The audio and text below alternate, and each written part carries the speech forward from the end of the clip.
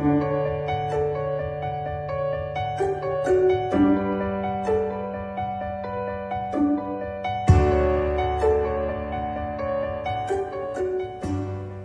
tarde, bem-vindos a mais um encontro do ciclo de palestras BNCC na Prática.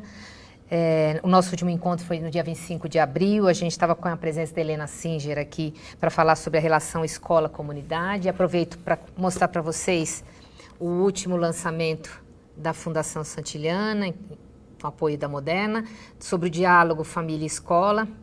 Esse material vai estar disponível para acesso online e depois no final a gente conta para vocês como que vocês podem fazer para acessar.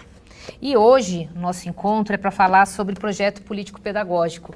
E também temos um material produzido pela Fundação e pela Moderna, que vocês vão receber o link para acessar esse conteúdo, que tem o tema Projeto Político-Pedagógico, Orientações para o Gestor Escolar, Entender, Criar e Revisar o PPP.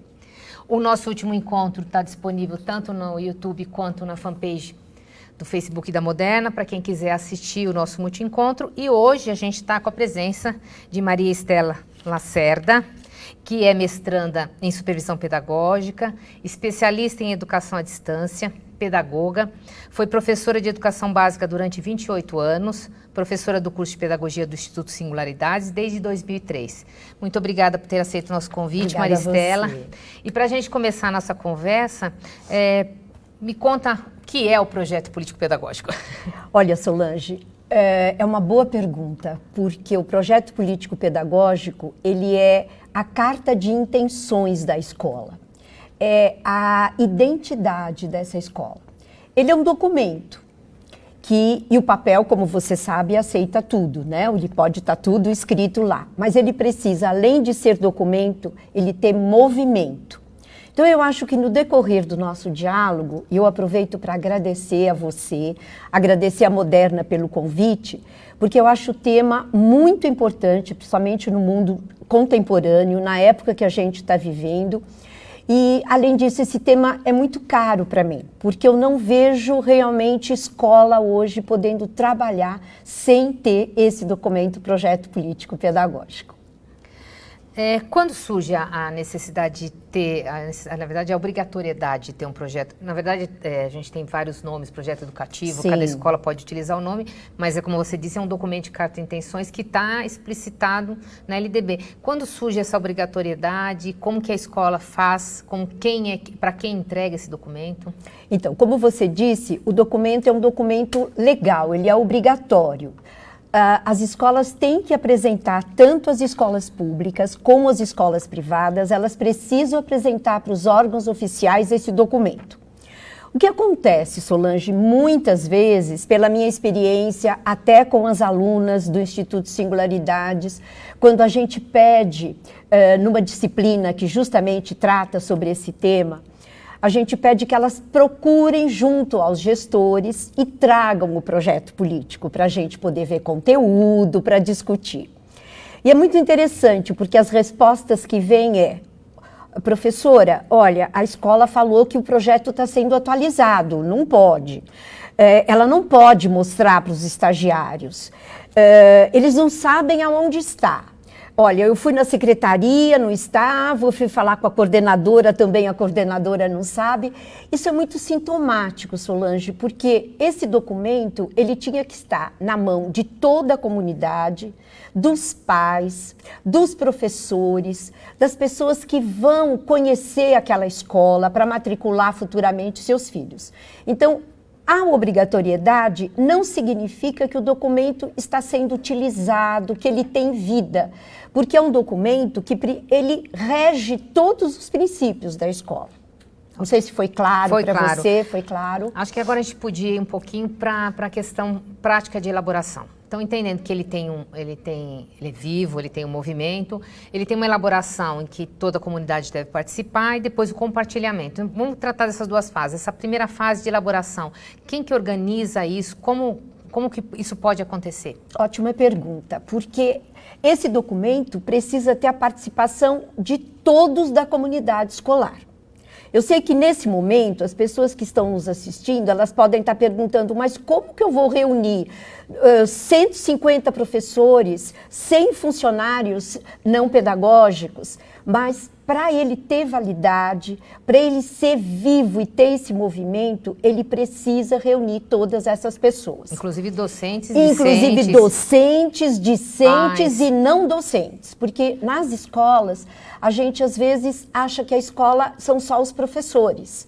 Mas não, os funcionários, os funcionários não pedagógicos, eles são educadores também. Porque eles realizam um trabalho junto aos alunos. Então, eles precisam ser formados para trabalhar naquela escola, ou pelo menos numa instituição pedagógica. Então, eles, nessa ocasião, eles precisam ser envolvidos também.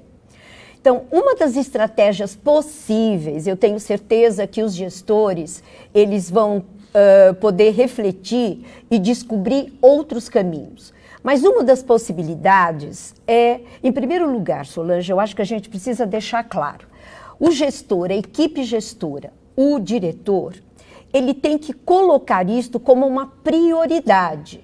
Exemplo, se as escolas quiserem agora no segundo semestre de 2019, ou no primeiro semestre ou no ano de 2020, colocar como uma ação prioritária a releitura do seu projeto político-pedagógico, é necessário que isso seja oficializado para a escola.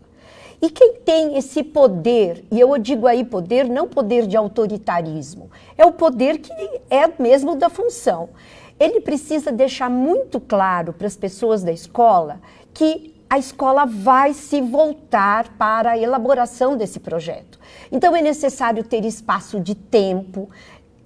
Será nas reuniões pedagógicas, serão colocados outros tempos para que todas as pessoas colaborem nesse pensamento, nessa reflexão. Tem que vir da equipe pedagógica, da equipe gestora. Agora, você quer que eu continue a explicar como? Então, a experiência mostra que devem ser formados pequenos grupos, né? Esses pequenos grupos vão discutir o projeto a partir do que já está acontecendo. O que muitas escolas fazem é, bom, então nós vamos jogar tudo aquilo que a gente está fazendo, nós vamos colocar fora e vamos começar do zero. Ora, essa escola, ela está em funcionamento há um tempo. Então ela já tem muita coisa positiva que está acontecendo. O que a gente propõe como especialista é que isso seja reolhado, seja um novo olhar em cima do que a escola já faz. Os grupos, então, irão, e pode ser grupos de docentes misturado com não docentes, Fundamental 1 com Fundamental 2. É interessante até que os docentes tenham no grupo representantes do ensino médio, do Fundamental 2, da educação infantil, do Fundamental 1, porque cada educador vai trazer a realidade do seu segmento. E aí eles vão, por exemplo, a partir da prática que eles estão fazendo, eles vão ver o quanto isso que a gente está realizando está próximo dos nossos desejos enquanto a escola. Então, é importante que a escola pense que perfil de aluno nós vamos querer formar. Essa é uma das primeiras perguntas que a escola precisa se fazer. No mundo de hoje, no mundo contemporâneo, no mundo que trabalha e valoriza muito as competências e habilidades, a gente sabe que não é só conteúdo programático que a gente vai trabalhar, mas que cidadão, que sujeito a escola quer formar. Então, acho que você pode continuar com as suas perguntas. Na verdade, e a gente queria que vai você colocasse a esclarecendo. presença dos pais nessa elaboração, porque a comunidade de pais também tem que participar dessa Perfeito. elaboração. Então, só para complementar o que você estava falando, se você pode trazer como que os pais podem participar. Lógico, a escola familiares, na pode. A escola pode, por exemplo, elaborar um questionário para os pais, para sentir como é que os pais estão pensando a escola. Qual a educação que eles querem para os filhos? Se a educação que está sendo oferecida por aquela instituição é a educação que eles querem, que eles desejam, como eles podem colaborar? E é interessante no questionário a escola fazer até uma pesquisa mesmo junto aos pais. O que não está bem, o que pode melhorar, que opinião, que ideias eles podem ter. É lógico que isto precisa depois todo um trabalho de tabulação desses questionários, mas a escola vai quase praticamente de fazer para ela uma autoavaliação institucional. Então, em cima desse momento do projeto, da escrita e da divulgação do projeto político-pedagógico, a escola pode aproveitar esse momento e fazer uma avaliação institucional. Como é que a comunidade externa e os próprios alunos, como que eles estão vendo a escola? E sempre, né, Solange, dentro de um contexto, no início da sua fala, você deixou muito claro que essa escola, ela tem uma identidade. A gente, em conversa antes, a gente colocou, nenhum projeto político-pedagógico pode ser igual ao outro. Mas como? Se ele tem uma estrutura fixa? Ele tem uma estrutura fixa, mas ele tem um conteúdo flexível. Isso é muito importante. Eu não sei se você acha que a gente pode entrar agora nessa parte do contexto. Antes de falar disso, de eu falar do contexto, do contexto, ok, pode abordar, porque eu queria abordar as duas partes. A gente falou da elaboração e depois do compartilhamento. Isso. Porque uma coisa é você... o prazo de elaboração, a entrega desse projeto é anual, certo? Sim. A revisão é de acordo com a necessidade da escola. Porque, veja, Solange, uma escola, digamos, a primeira parte desse documento é uma caracterização da instituição. Então, quais são os valores que a instituição escolhe para ser como princípio dessa escola? Quais são as crenças? Que concepção ela tem de educação, de sujeito, de aprendizagem, de avaliação, né? Ela precisa pensar isso junto com todos os colaboradores. Não é todo ano que a escola vai mudar todos esses princípios, né? Porque senão a escola realmente nunca ela vai sair da introdução do livro, porque ela está sempre começando e revendo. Quer dizer, a cada ano ela vai aprofundando aquelas questões.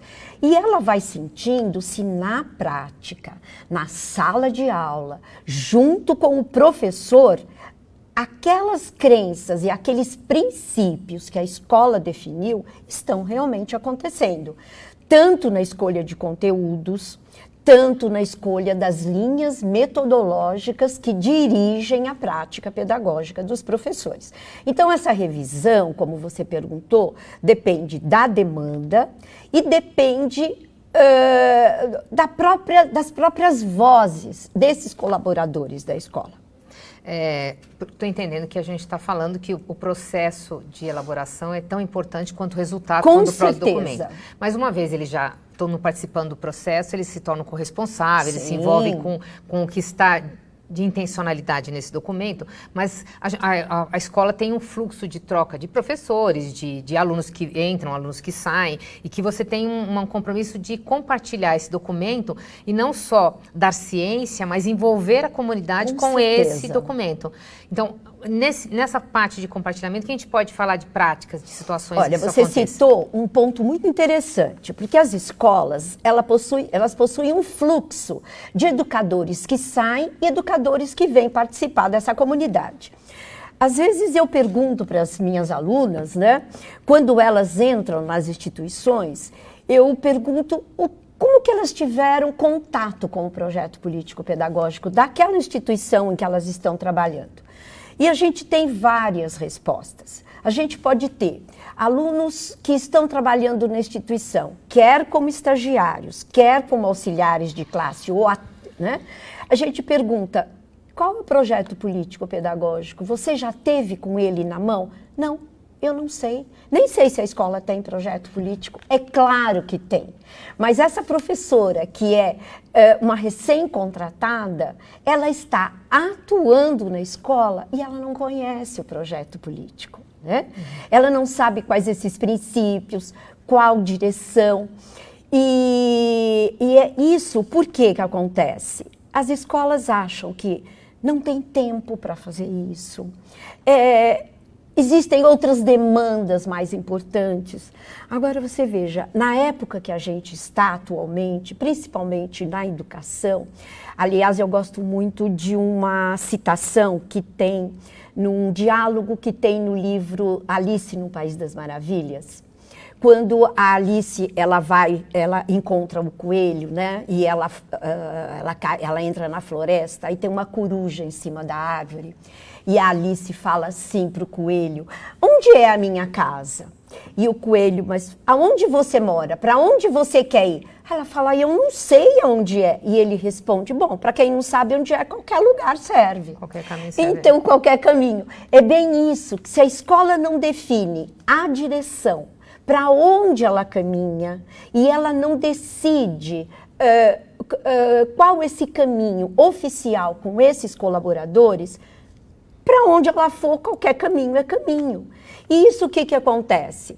O professor, por melhor e mais competente que ele seja, ele vai definir dentro da sua sala de aula aquele projeto que ele acredita, né? E não aquele projeto onde a escola soma forças, mas fica um projeto muito fragmentado, individualizado.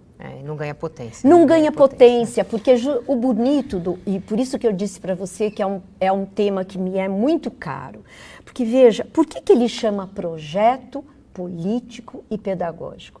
Projeto, eu sei que isso, as pessoas que estão nos ouvindo, eles já ouviram e já leram em muitos livros, mas eu acho que nunca é bom a gente retomar. Por que projeto? Porque se pensa hoje o que se quer para a escola do amanhã. Então, o projeto, eu antecipo, eu projeto para frente uma ideia, isso. Por que político? Porque se eu envolvo toda uma comunidade, essa comunidade é uma comunidade que tem uma diversidade. Diversidade de ideia, diversidade de opiniões, diversidade de concepções relacionadas à educação. Se eu deixo que toda a comunidade pense da sua forma, como eu disse para você, cada um vai seguir a sua direção. Se eu coloco essa comunidade para que ela discuta essas ideias, para que as ideias sejam negociadas, para que se entre num consenso, vão aparecer conflitos, vão aparecer ideias divergentes. Olha, a gente não diz que a escola tem que trabalhar com as diferenças, com as ideias divergentes. Então, é um momento extremamente político, não partidário, porque as pessoas vão poder negociar as suas ideias. E não é negociar porque eu acho que tem que ser assim, utilizando argumentos. Então, é a instituição toda se voltando para esse documento e para crescimento na aprendizagem. É por isso que a minha opinião profissional e particular é que escola não consegue realizar um bom trabalho pedagógico, porque é essa a função da escola, se ela não tiver o seu projeto político atualizado, ressignificado e de modo que ele seja realmente um instrumento que organize o trabalho pedagógico.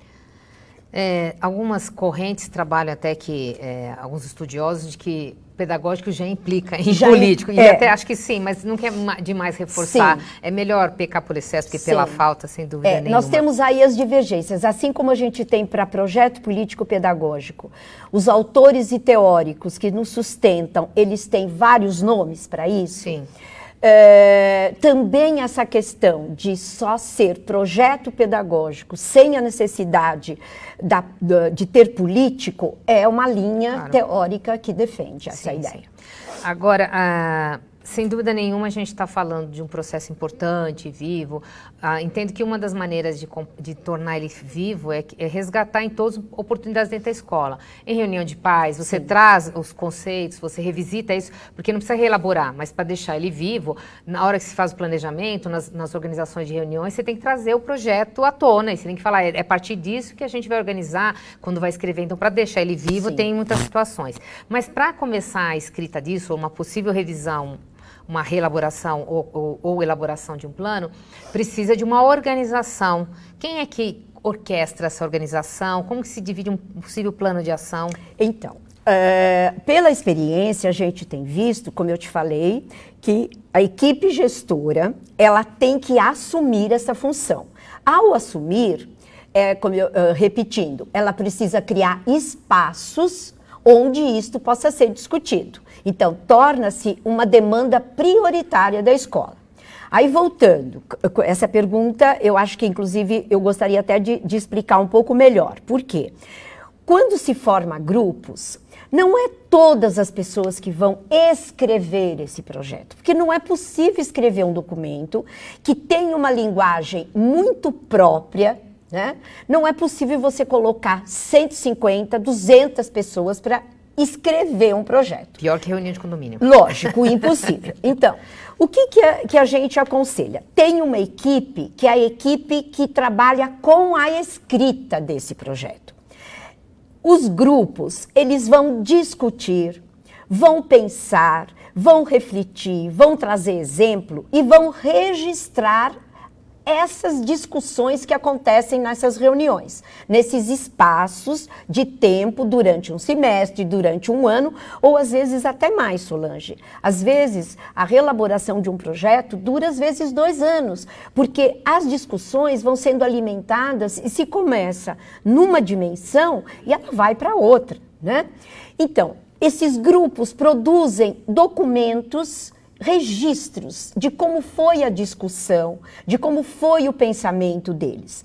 Essa equipe da escrita organiza isto numa linguagem mais clara, mais objetiva, usando muitas vezes termos mais ligados à escrita de um projeto político-pedagógico.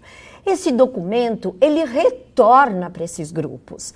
E esses grupos, num outro momento, eles vão ver, isso que está escrito representa o que nós queremos? É realmente a nossa voz? É fruto das discussões que foram feitas? Novamente, esse documento pode ser reescrito. E isto quantas vezes se for necessário. Porque um documento como este, do porte de um projeto político, ele nunca está pronto. Não se pode dizer, pronto, terminamos, agora a gente não precisa mais mexer. Ele é um projeto vivo, então ele é ressignificado, ele pode ser, lógico, você não vai diretamente pegar aquela versão original e ficar mexendo a cada momento. Mas veja, tanto o professor como o coordenador pedagógico, que muitas vezes ele é responsável pela gestão desse projeto, ele vai fazendo os seus registros pessoais.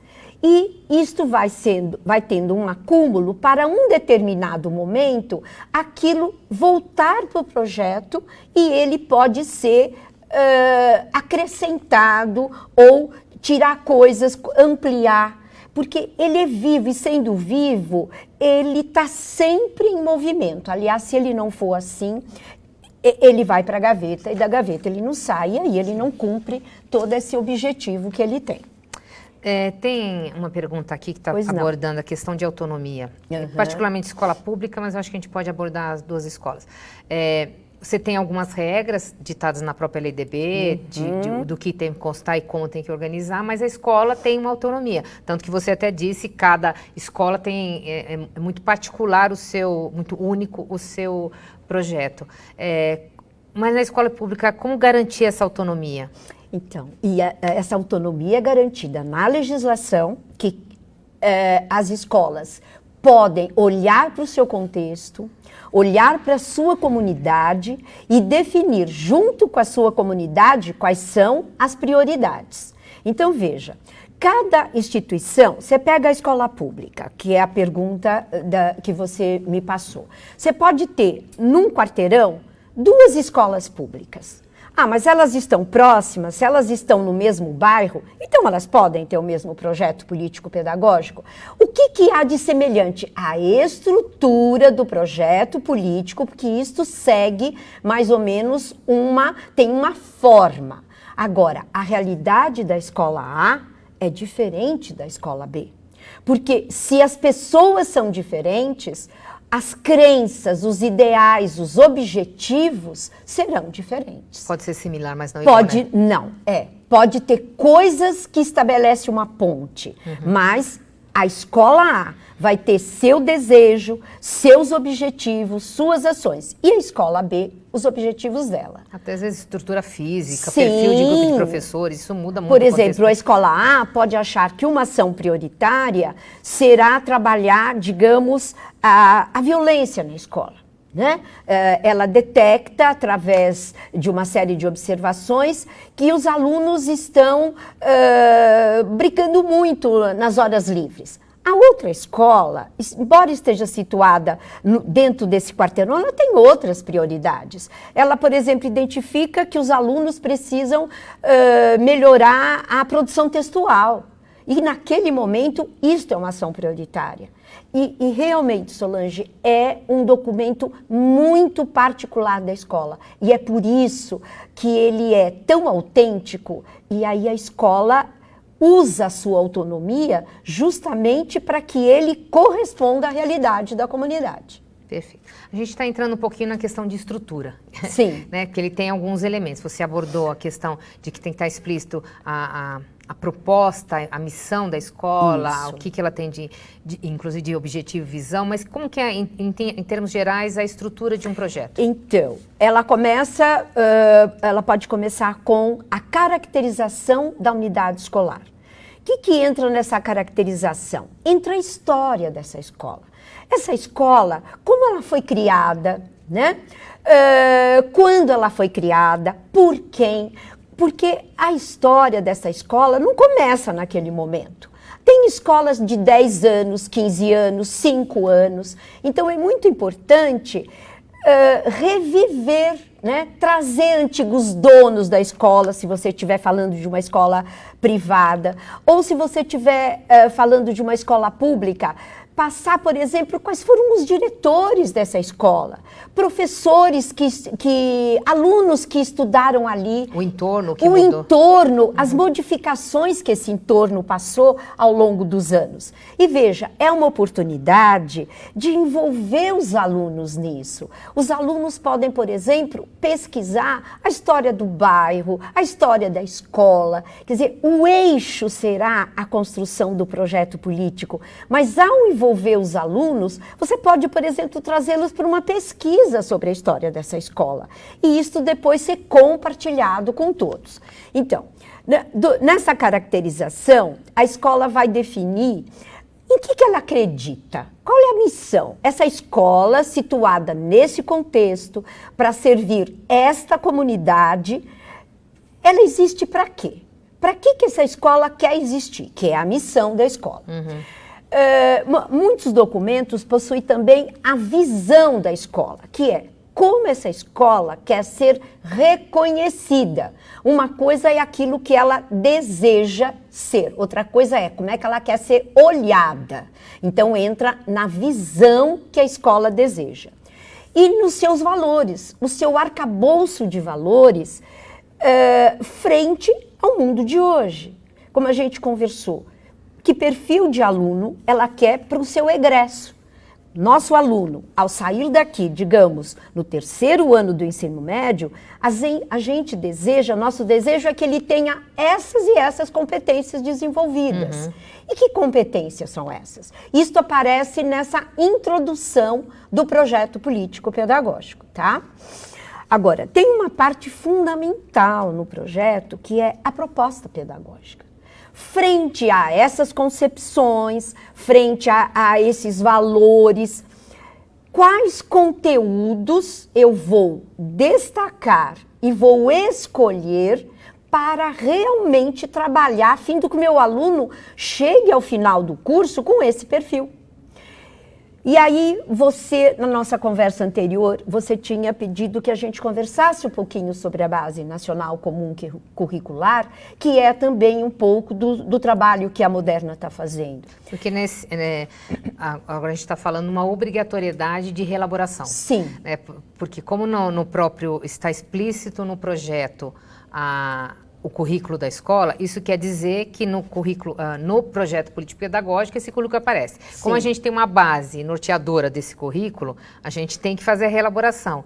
Então, queria que você falasse um pouquinho, que não é uma questão de jogar tudo fora, né? Não, de porque, forma na verdade, nenhuma. não é que vai virar do avesso, mas a partir da realidade da escola, como que você introduz o que está previsto na base e como você faz para de maneira gradativa, que também não precisa ser uma virada de página. Você pode até elaborar planos, projetos anuais que permitam essa adaptação e implantação gradativa da base, correto? Isso mesmo. Eu agradeço essa colocação sua, porque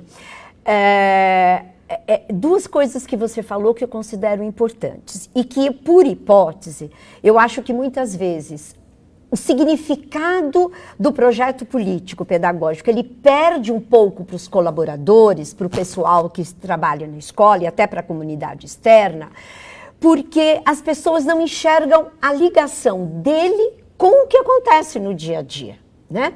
Então, eu vejo que esse momento da reestruturação da Base Nacional Comum Curricular é um momento super adequado para você harmonizar, afinar a base e o projeto político. Eu gosto muito de uma definição, quer dizer, a escola precisa fazer um diagnóstico dela. Como nós somos hoje, atualmente, como está a nossa instituição? Isso não importa, você pode ser para a escola pública, privada, EMEI, EMEF, não importa o segmento da escola. Se nós estamos neste momento e precisamos olhar para a base, a que distância a nossa escola está do que a base comum curricular propõe? Muito bem, esse é o diagnóstico da nossa escola. Se nós estamos com uma distância pequena ou com uma distância grande, que a própria comunidade que está discutindo, que está conversando, é que vai apontar isto, que ações precisamos fazer para aproximar o que fazemos do que queremos?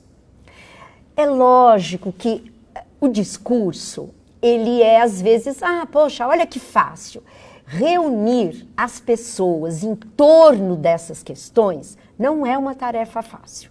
A gente sabe que não é, por experiência, a gente já viu escolas que às vezes desistem, né? Porque outras prioridades acabam acontecendo, mas outras demandas, elas não estão à parte do projeto, elas fazem parte. As grandes discussões da escola, essas grandes demandas, elas também fazem parte do projeto. Elas não estão correndo paralelo, elas se cruzam. E eu acho que esta visão é que a equipe gestora precisa ter para poder transmitir essa confiança, né, e essa importância para seu corpo docente, para os funcionários que não são também do pedagógico, porque para mim é importantíssimo envolvê-los. Perfeito. Se a gente está falando de um projeto que vai explicitar as intenções da escola, essas intenções elas podem estar em diferentes formatos, como objetivos, com algumas métricas mais claras, com umas metas mesmo numéricas, ampliar o número de alunos, melhorar o índice de DEB, pode ter vários que são mensuráveis, né? Uhum. Então, vamos entrar numa questão que é como a gente avalia esse projeto. Ele está elaborado, ele está vivo, mas eu preciso saber se ele está efetivo, né? Se ele está realmente sendo... Vamos falar um pouquinho da avaliação do projeto. Não da questão de... o processo avaliativo da escola tem que estar explicitado lá dentro, mas estou falando da avaliação do desempenho e efetividade do projeto. Do projeto.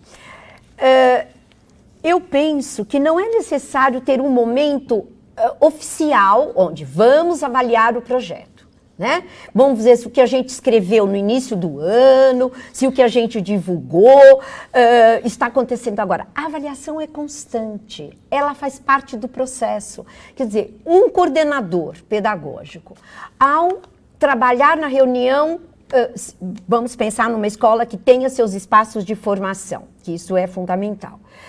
Um coordenador, quando ele estiver trabalhando com seu corpo docente nas reuniões de formação, ele já está avaliando esse projeto. Por quê? Ao ele ter um relato de uma prática pedagógica, ele já está, para aquele coletivo, dando um feedback. Mas, pessoal, olha, o que a gente definiu no nosso projeto político? Vocês acham que esta prática pedagógica desse relato está próximo do que foi definido? Ou sim ou não? O que nós temos que fazer? Onde nós temos que melhorar? Isso é a própria avaliação do projeto. Quer dizer, ele precisa ser avaliado constantemente.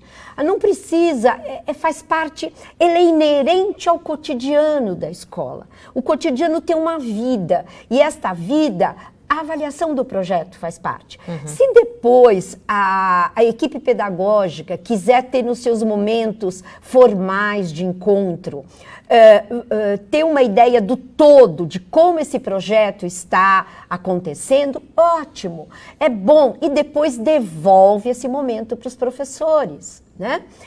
E você falou dos indicadores, porque quando você fala de uma métrica de T, eu tenho a impressão, Solange, o que você está falando são dos indicadores. Quer dizer, você pode ter indicador qualitativo. Sim. E indicador quantitativo. Então, a escola pode definir, por exemplo, que ela quer melhorar seu índice de IDEB em 30%. Né? Frente ao que ela vem alcançando, ela quer melhorar 10%, 15% ou atingir X. Muito bem, é um indicador quantitativo. Isso significa, para melhorar, para chegar nisso que a gente quer, que ações nós vamos precisar fazer. Então, qual o nosso objetivo? O objetivo é melhorar o IDEB em tantos %. Ótimo. O que nós vamos fazer para isso? Lógico que precisa conhecer em que a escola está precisando melhorar. É na parte de produção textual, é na parte de matemática, em que área do conhecimento a escola precisa se dobrar e ter mais um olhar para poder conseguir avançar, atingir essa meta. No decorrer desse processo, que indicadores a escola já vai buscar para ver? Estamos conseguindo. Então, por exemplo, digamos, melhoria da produção textual. Então, os professores estando desenvolvidos, a própria produção textual, digamos, do 3º ano, do 4º ano, né? Olha, no ano passado, nós tínhamos essa produção. Olha como está havendo progresso. Isto já é uma avaliação do projeto. Então, aquela proposta, aquele objetivo já está sendo alcançado. Porque caso a escola determine no meio desse processo, no meio do tempo, que durante 1 ano e meio nós vamos trabalhar isso. Passou 6 meses, a escola percebe, olha, não está dando. A gente está se afastando da nossa meta, então se reavalia e se define rotas. Então, quais os problemas que aconteceram? Nós pensamos que íamos estar no mês X, em tal momento, e não estamos. Então, o que aconteceu? Então, há uma modificação no caminho, há uma modificação no percurso, na trajetória, para que seja colocado de novo em direção a esse objetivo. A professora Marina Prudente Toledo, ela faz uma pergunta da efetividade do projeto de avaliação, acho que a gente respondeu um pouco. Quantitativo é sempre mais fácil, professora, sem dúvida nenhuma, porque agora, eu acho que a dificuldade maior do quantitativo, de estabelecer esses indicadores quantitativos, das métricas, é você estabelecer o que você tem como objetivo, porque Sim. a construção disso não é simplesmente queremos, mas assim, o que fazemos para chegar lá Sim. e o que é factível, o que é possível, execuível dentro disso. Então, acho que a elaboração é mais difícil e a métrica. No caso da qualitativa, foi o que a professora estava falando aqui para a gente. O tempo inteiro você está avaliando isso, toda vez que você traz um planejamento, um professor. E você observa que o planejamento do professor não está de acordo com o projeto não está sendo efetivo, né? Não tá. Você não está deixando ele fazer a função. E é importante que a escola não se desestruture porque não está acontecendo. Não, só reorganiza, né? É perfeitamente normal. Veja, tem escolas que lidam com uma quantidade de pessoas muito grande. Então, é normal que isto aconteça. Sim. Então, o que podemos fazer para colocar novamente, tornar claro esses objetivos que nós determinamos? Ou então, a pergunta para a comunidade: não foram adequados esses objetivos que nós estabelecemos há 6 meses, há 1 ano atrás? Tudo bem. Então, se nós estamos envolvendo a comunidade de forma democrática para que ela participe, tudo bem. Então, vamos atualizar esses objetivos, não tem problema. Aliás, a avaliação serve para isso, né? Lógico. A avaliação é para corrigir Natural. trajetórias, não é para punir ninguém. Uhum. Tem algumas perguntas aqui. Eu vou tentar primeiro uma pergunta mais direta, que é sobre a penalidade, o que acontece com a escola se ela não entrega um projeto político e se esse projeto não está adequado com a base. Então, aí a gente precisa ver o futuro que vai dizer. Teoricamente, as escolas têm um supervisor ou supervisores que acompanham junto à gestão a concretização desse projeto, ou seja, a operacionalização desse projeto, para que ele não fique, como a gente explicou no início do nosso diálogo, apenas no papel. Porque se ele fica no papel, ele é um documento. Se ele vai para a prática, ele ganha movimento. Então, acima do gestor, o supervisor, ele acompanha várias escolas.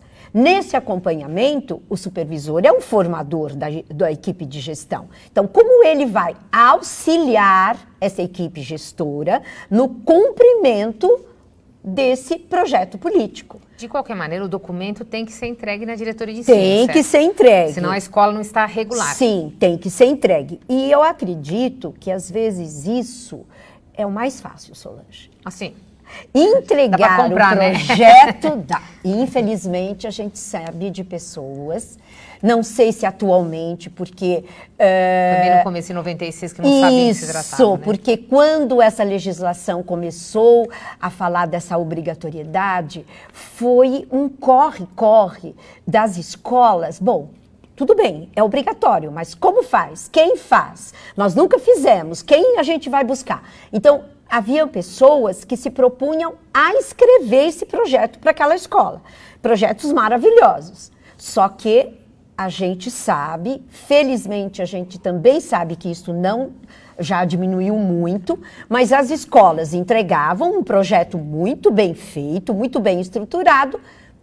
No ano seguinte, mudava aquela parte dos funcionários da escola, uma ou outra ação, matriz curricular, matrícula, quantidade de matrículas, ou os funcionários que já não estavam mais na escola, os outros funcionários, e pronto, entregava de novo.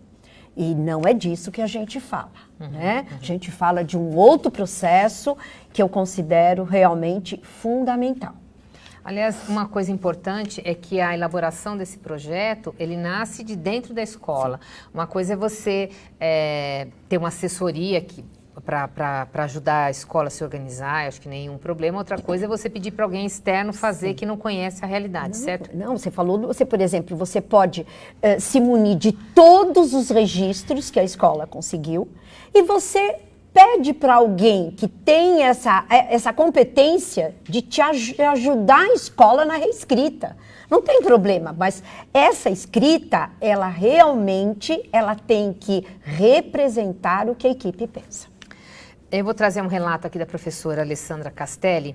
Ela diz: na minha escola elaboramos um programa de ação onde temos de início registrar como vemos a escola e traçar ações. Após analisar as ações traçadas no projeto político-pedagógico da escola, que é elaborado na época do planejamento, os professores novos sempre encontram dificuldade, mas recebem orientações do PCA e do PCG. As ações são reavaliadas constantemente e ela quer saber se isso é uma prática, se essa prática é um caminho para o êxito, para o sucesso. São 32 escolas da Diretoria de Ensino de Araçatuba e estamos em primeiro lugar no IDESP. Conhecer o aluno e suas fragilidades é o caminho certo? Sim, parabéns para a professora, né? Professora parabéns, Alessandra. Professora, porque realmente a sua colocação está corretíssima. Identificar as fragilidades significa identificar, aceitar e dizer o que nós vamos fazer com elas. Nós queremos que isso continue, nós queremos saber que os nossos alunos têm uma fragilidade em alguma área do conhecimento ou em conhecimentos, por exemplo, atitudinais, o que vamos fazer? Então, eu acho que o caminho é esse mesmo, porque se não há problemas, não precisa reescrever projeto. O problema, a situação, a fragilidade, como a professora falou, é o estopim, é por onde nós vamos começar. Que bom que a escola da professora tem problemas. Parabéns para ela que está identificando essas fragilidades. Aí sempre tem, né? Nossa! Sempre tem. Tem algumas questões aqui que eu acho que estão retomando um assunto que a gente abordou aqui, mas creio que seria interessante retomar, porque parece que é uma aflição de vários professores. Erlan Max é um dos professores que ele está falando como trabalhar o PPP dentro do contexto familiar. Tem outra pergunta sobre como envolver a comunidade e família nesse contexto. O que fazer quando as aspirações das famílias são diferentes do que acredita a escola. Então, eu estou entendendo por essas perguntas que uma aflição é a família. É a família. Então, aí depende muito da realidade da escola. Há escolas que têm justamente essa dificuldade de trazer a comunidade para dentro da escola. Por alguma coisa histórica, a comunidade acha que não precisa compartilhar, a comunidade acha que não precisa participar das reuniões de pais, porque as reuniões de pais é um excelente momento para a escola trabalhar isso, para a escola declarar, né? Eu gosto muito, a escola declara seus princípios, a escola declara aquela identidade que ela tem, aquela carta de intenções, né? E a questão quando você coloca que a escola pensa de um jeito e a comunidade de outro, é justamente essa aproximação. Por isso é político, porque como a escola vai mostrar para a família a importância daquilo que ela definiu, ou então acrescentar a opinião da família. Porque às vezes um pai, uma mãe consegue apontar coisas muito importantes, porque são eles que estão em contato direto com essa criança. Quando a criança está realizando a lição de casa, a criança leva coisas da escola, que é essa colaboração que a família tem que dar. Olha, o projeto político, vocês divulgaram, está escrito isso, mas o que eu estou percebendo do meu filho é uma outra coisa. Isto é o diálogo que vai aproximar a família da escola. E tem uma coisa, Solange, não temer conflito. O conflito faz parte do crescimento dessa comunidade. O conflito é saudável, porque não é porque tem o conflito e a divergência de ideias que está havendo discussão, não. É uma forma de aproximar. E isto, eu particularmente, na época de hoje, o mundo precisa disso, a educação precisa disso, desse compartilhar, de eu poder dialogar. Eu não estou dialogando e eu não estou indo contra a pessoa do pai, a pessoa da mãe ou do educador, mas eu estou defendendo ou indo contra ideias. E eu acho que no momento atual, me permita dizer, nós precisamos discutir ideias. E se eu vou contra alguma coisa, eu tenho que ter argumentos, mas é para defender ou me posicionar contra uma ideia. E aí, eu acho que cabe até uma sugestão. Recentemente, estava num congresso que a gente escutou uma fala sobre formação de pais, e mais do que orientar sobre a lancheira, sobre essa formação política do pai, justamente, ideológica, porque tem dois caminhos, ou você convence as famílias, ou as famílias convencem você que você tem que mudar, alguém tem que argumentar, porque se eles também colocarem ideias e posicionamentos que vocês entendam, que a escola entenda que realmente precisa rever seus conceitos, faça essa modificação. Lógico. Caso contrário, é você que tem que ajudar o pai a fazer essa construção. Na conversa que a gente teve com a Helena Singe, que falava dessa comunidade educativa, envolver cada vez mais essa questão de território educativo, envolver as famílias no que a escola está pregando, porque essa relação da escola e família tem que estar muito presente, sem dúvida nenhuma. É parceria, parceria. Né? A palavra parceria, eu acho que não é a escola ter mais poder que a família ou vice-versa, é parceria. É as duas dimensões darem mãos, porque quem é que está no jogo disso? É o aluno. O objetivo das duas é O o mesmo. objetivo é o mesmo. É o mesmo. Então vamos trabalhar, porque é justamente isso, trabalhar para atingir o mesmo objetivo, que é a melhoria da aprendizagem da criança, do filho, do aluno. É o que todo mundo quer, né? Então tá fácil. E tem uma pergunta aqui, também mais direcionada, do professor Elan Max, que ele está falando como trabalhar no PPP o currículo oculto. Se deve trabalhar o currículo oculto. O currículo oculto, ele acontece mesmo que a gente não queira. Né? Porque ele é fruto das relações, ele acontece nos corredores da escola, de qualquer escola, ele acontece na sala dos professores, ele acontece dentro da sala de aula, ele acontece entre os alunos, entre os professores, entre funcionário e professor. Então veja, o currículo oculto a gente não consegue fazer com que ele não exista, ele faz parte do clima e da cultura da escola. Agora, tornar esse currículo não oculto é um papel da gestão e é um papel dos professores. Então, ele está oculto, vamos explicitar em que ele está oculto? Vamos descobri-lo para dizer, gente, a nossa comunidade está tendo este tipo de situação. Como podemos resolver isso? Eu acho que nada melhor do que se tornar claro, explicitar, verbalizar. Quando você verbaliza, a coisa que está escondida dentro de cada um, ela vem à tona. E ela vem à tona justamente para diálogo. É um processo muito bonito. Eu diria para as escolas que nos escutam que invistam nisso. E não, o gestor, os gestores, o coordenador, o auxiliar de coordenação, o vice-diretor, olha para frente, vamos trabalhar isso. Se não resolver no primeiro ano, você tem o ano seguinte, o outro. O que não pode é deixar de lado, é desistir. Muito bem. A gente vai, na verdade, amarrando um pouquinho agora, finalizando, que a gente está chegando no horário. Tem uma pergunta da professora Mônica Pienegonda. Ela está falando os maiores impactos da base no planejamento e elaboração do PPP. Parabenizo o seu trabalho. E está falando quais são esses novos caminhos. E acho que a gente podia amarrar um pouquinho mais concretamente.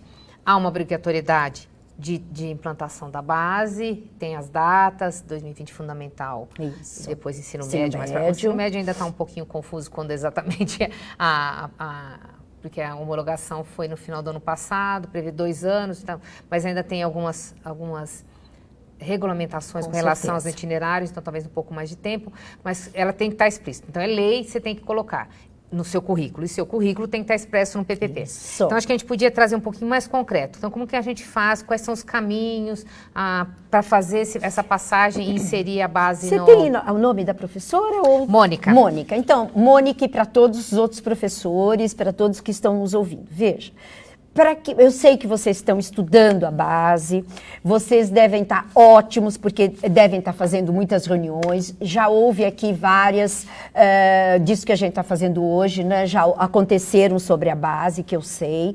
Então, o que a base propõe? Se você lê as áreas do conhecimento, você vai ver que a base desenha um determinado perfil. A base trabalha com competências e habilidades. Logo no início, a base define aquelas competências gerais. Dentro de cada área do conhecimento, a base também define as habilidades e essas competências. Então, como você vai desenvolver? Isso não dá para mudar. É o que a base propõe, são as competências. O que você tem que fazer? Que tipo de conteúdo, de conhecimento o professor vai trazer dentro da sala de aula para que aquelas competências definidas pela base possam ser desenvolvidas? No primeiro ano, vamos pegar uma escola do primeiro ao ensino médio. Então, no primeiro ano, mas são muito pequenos, tem 5, 6 anos. Mas ali já pode começar a olhar para essas competências e ver o que nós podemos começar a desenvolver no primeiro, no segundo, no terceiro, quase como uma sequência, né? O que cada professor, dentro do seu segmento, ele precisa saber como é que ele vai trabalhar aquele conteúdo. Porque, Solange, vários conteúdos podem ser usados para desenvolver uma determinada competência. E o professor, ele vai escolher com toda a sua formação, ele tem a liberdade de escolher um determinado conteúdo, muito dependendo do contexto da escola. Agora, a competência, as habilidades, isto ele precisa desenvolver e precisa ter isso como um objetivo. Então, a base auxilia nisso, nesse desenvolvimento. É muito claro quando você lê a introdução das áreas, você diz, bom, o aluno que fizer isto que a base está propondo, que tipo de identidade vai ter esse aluno? Então, é nas entrelinhas da base, ela define que aluno que é. Agora, aí, então, principalmente, a metodologia. O como, né? O como. Por quê? Você pode trabalhar determinado conteúdo dando uma aula expositiva, nada contra. Aula expositiva, eu também faço isso de vez em quando com os alunos. E os alunos da pedagogia, muitas vezes, eles pedem uma aula expositiva numa abertura de conteúdo, num fechamento de tema. Agora, você vai formar aluno pesquisador, que é uma das coisas da base. Tá, você vai formar o aluno pesquisador, todo mundo envolvido. Que tipo de trabalho você vai fazer dentro da sala de aula para que o aluno desenvolva esse perfil de pesquisador? Se você não propõe um trabalho onde ele exercite esse perfil, ele não vai ser um pesquisador. Então, a conversa entre o projeto político, pedagógico e a base é total. Elas correm realmente paralelo, tá? Elas não correm um para cá, elas se cruzam. E é isso que eu gostaria de deixar essa abertura, né? De que, olhando para a base e olhando para o projeto que a escola está fazendo, eu termino a minha fala, porque acho que a gente está mais ou menos encerrando, não sei se você tem perguntas. Pode fazer até uma mensagem, professores, nas considerações finais, se de vontade. Então, eu acho que o caminho, né, a todos que estão acompanhando esse nosso bate-papo, o caminho é esse. Olhem para o que vocês fazem, valorizem o momento atual da instituição de vocês e não tenham receio de dizer, estamos nesse ponto, não é o ideal? Que bom que não é o ideal, porque se tiver tudo bom, a gente termina aqui e vocês não precisam fazer nada. Justamente identificando aquilo que vocês querem mudar, o que vocês querem transformar, é que isto vai gerar o movimento em direção aos objetivos e, portanto, ao movimento de transformação da instituição. Tá bom? Para quem chegou depois, a gente no começo divulgou esse material e até para vocês estão fazendo muitos professores fazendo perguntas sobre a questão do diálogo escola-família. Esse livro é produzido pela Fundação Santillana e Apoio da Moderna e a gente vai disponibilizar o link para vocês aí na timeline, para vocês poderem baixar o PDF do material e lerem, que é um material bastante interessante, produzido com o SEDAC, com a organização da Tereza Pérez. Tá ok? Muito obrigada, Maristela. Obrigada a você, obrigada, Moderna. Aqui. Convido vocês para a próxima live sobre a BNCC na prática, que vai ser dia 27/6, também nesse horário, das 17 às 18 horas. Nós vamos tratar a formação de professores, Maristela, que é um assunto que me é muito caro. A mim também. Com Marcelo Ganzella e Silvia Gouveia. Aguardo vocês na próxima live. Muito obrigada. Obrigada. E aí?